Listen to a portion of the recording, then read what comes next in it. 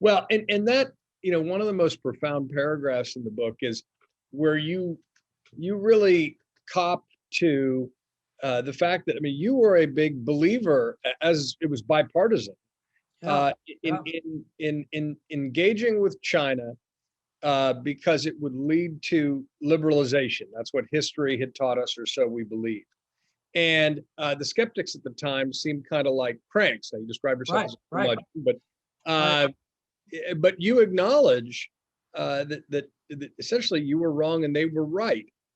Why do you? Where was the blind spot? Well, great question. I mean, for decades, 4 decades, throughout Deng Xiaoping, Hu Jintao, Deng Zemin, I'd say for 3 decades, we saw a pattern where the Chinese began developing internet access. That was a big thing. We all thought the internet access was going to open China up to all sorts of different influences. We thought the middle class would demand political rights. It just seems logical to us that economic modernization meant wealth, meant we stand up for our rights. They allowed lawyers to develop, to defend dissidents. They allowed labor unions to have strikes. They allowed foreign NGOs to go in to work with women, work on environmental causes. And so it was called the peaceful evolution theory, that over time, we didn't know quite how China would evolve. No one knew, but they would peacefully solve the problem of how do they make a transition from complete communist control, complete totalitarian control, to a model, their own model, right? We thought that these values that we were representing were international values, and so that we saw it in Japan, in Taiwan, in South Korea. We saw other places where I traveled. We saw that there seemed to be a connection between modernization, political liberalization, a softening of authoritarian rule. We all thought that, we all believed in that, and it's only been Xi Jinping in the last 6 or 7 years, starting really in he took power in 2012, 2013. The nature of his power really became evident in 2015, I'll say.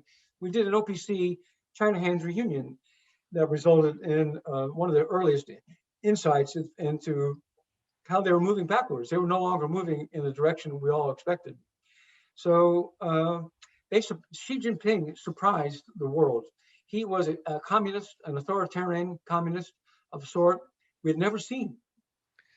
I want to pause there because would you really call Xi a communist? Absolutely. I mean, you could argue that he's a Leninist or a Stalinist, but he believes that all power flows through him personally. He has installed a Xi Jinping thought. If you Right. disagree with me, I'm going to put you in the gulag, right?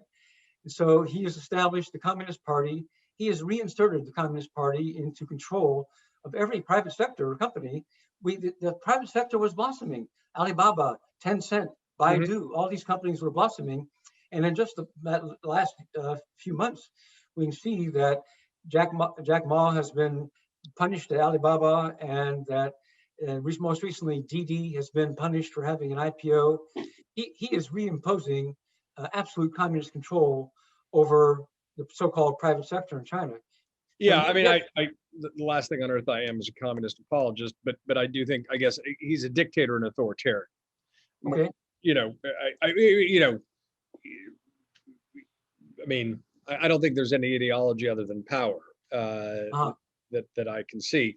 But I want to get to a lot of the things you just touched on. One, the recent turns, the way that technology unwittingly did not lead to liberalization, and the internet in particular, U.S. trade policy. But because you touched on it explicitly, why do you think everyone in the U.S. or most observers underestimated Xi and thought that he would be sort of someone who continued to support liberalization and closer ties with America and the international community?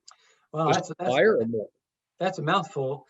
So the technology, they started building the Great Firewall. In fact, our companies helped build it.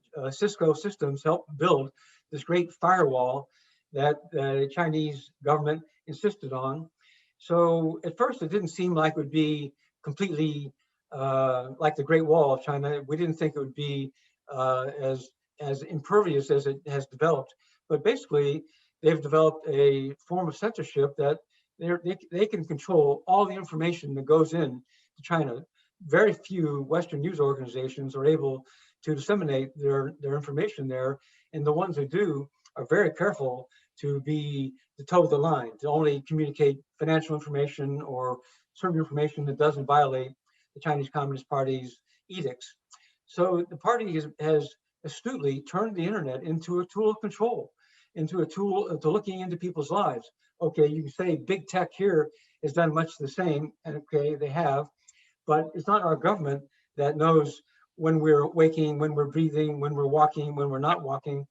It knows our retinal scans.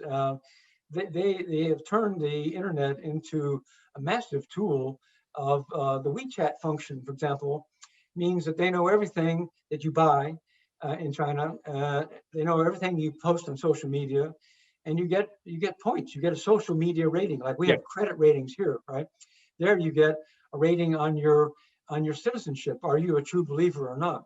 So they've turned the internet into a tool that we just never imagined that it could be turned into that. Xi Jinping emerged from a power struggle within the Communist Party, and we were not sufficiently sophisticated to understand who he really was. I remember Hank Paulson, former Goldman Sachs, former Treasury Secretary, the minute he took power, Hank Paulson ran around saying, "Oh, he's a liberalizer. He's going to open up the financial markets. Oh, he's been to Iowa. He spent a semester or however long it was in Iowa." So we got it profoundly wrong. I mean, our China watching establishment got it profoundly wrong. We had no idea who this man was. He suffered during the Cultural Revolution. He went down to the countryside. His father suffered, but it turns out he was a true believer. He was a true believer not so much in Mao, but as my erudite friends point out, he was a true believer in Lenin and Stalin. Those are his true models. He believes in the great man, the theory of governance. And so he would share the Chinese criticism of Gorbachev and the other Soviet leaders for not being men enough to stand up and beat down the opponents. So it's been very surprising. He surprised everyone. Well, I